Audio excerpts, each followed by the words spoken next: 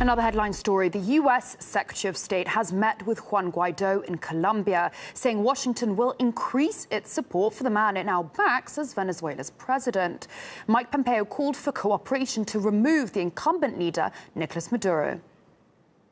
We're here to do everything we can to ensure that you get that opportunity, you get a chance simply to live the lives that you want with democracy and freedom. At the same time, the U.S. has also given another 90-day extension for American oil companies to keep working with their Venezuelan counterparts without fear of sanctions. And that extended waiver exempts 5 major firms.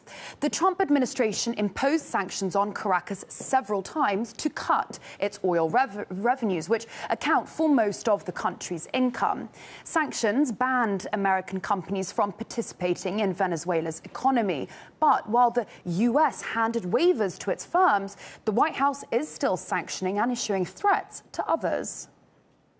We sanctioned a Moscow-based bank jointly owned by Russian and Venezuelan state-owned companies that is helping perpetuate the misery in Venezuela by doing business with PDVSA. Executive order gives authority to the Treasury Department to impose sanctions on any person or business or entity that materially assists the Maduro regime to keep it in power.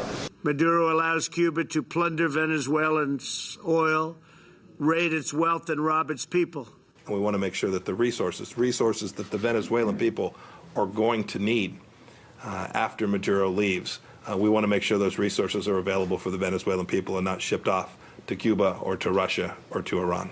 Professor of Latin American Studies Daniel Shaw thinks the U.S. stance is somewhat hypocritical. This shows the extremely hypocritical nature of sanctions. These are selective sanctions. Anytime that Chevron, Exxon, or any massive U.S. corporation can benefit from the exploitation of another country's resources, whether it's Venezuela or Korea or Zimbabwe, then of course the Trump government will look the other way.